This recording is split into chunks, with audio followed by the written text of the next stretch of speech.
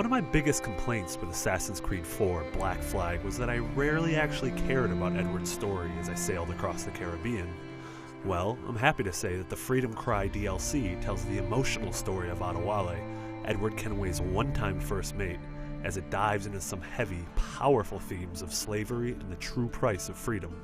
Adewale's life is very different than that of any other AC protagonist, which makes his journey quite refreshing. Too many! We'll retreat through the storm!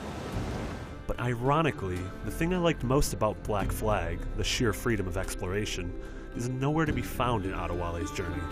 Instead, Freedom Cry disappointingly uses the series' main tropes as a crutch, and even goes as far as to roll back some of the improvements that Black Flag proper made. I have nothing to offer but thanks. Nothing else is needed. As a boy, I fled the same fate. Adewale's mission to liberate the slaves of Port-au-Prince while attempting to spark a revolution is as engrossing a tale as the series has had since the Ezio trilogy. There's some real humanity in his journey, and it manages to hit notes that resonated quite deeply with me.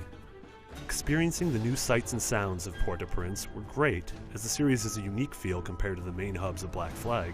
Sure, the villain is a two-dimensional governor who revels in the misery of his subjects, but that made me want to throw a wrench in his plans all the more. Freedom Cry wisely integrates the story themes with the actual gameplay. Most of the side quests and diversions you'll stumble across involve saving the life of another human being. No matter if it's a runaway being hunted down, a pair of disobedient slaves being whipped, or the auctioning off of a family, I always felt an intense moral pang to stop what I was doing and step in to right those horrors. It might be a bit unsubtle on Ubisoft's part, but I felt compelled to continue liberating slaves and adding members to my growing resistance. My main gripe with the liberation mechanics of Freedom Cry is that they ultimately don't pay off in a rewarding way.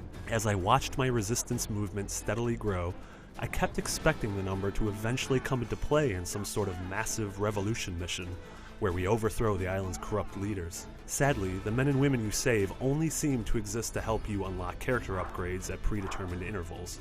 I quickly realized that I wasn't saving them for the upgrades. I was saving them for me.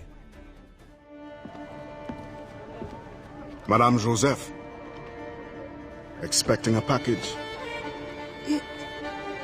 But not you.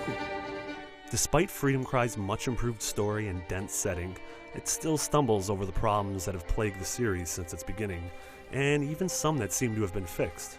Black Flag managed to combat the fatigue of Assassin's Creed's repetitive tail and stab missions by allowing us to freely explore a massive world and create our own adventures. But Freedom Cry's relatively compact map confines us to the main story. There are few distractions in the world, and it only took me an extra hour to see most of what the West Indies had to offer. In a story so heavily wrapped around the concept of freedom, I was sad to find that I had little choice in how my adventure would play out. Best begin soon. There's much to do.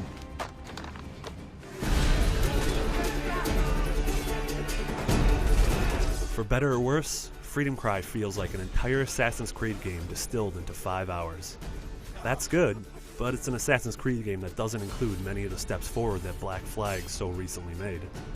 I couldn't help but leave disappointed by the bland missions and ironic loss of freedom, which is definitely a bummer. But despite this, Adewale's journey genuinely moved me as it dealt with themes and situations rarely explored in video games. A story unfettered by Assassins vs. Templar mysticism keeps it grounded and powerful. For more on Assassin's Creed, keep it here on IGN.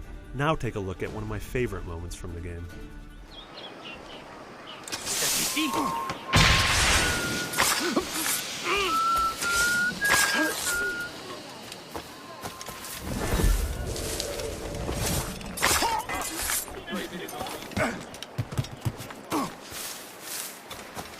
Continuez à le toucher! Tu n'échapperas pas à ton sort!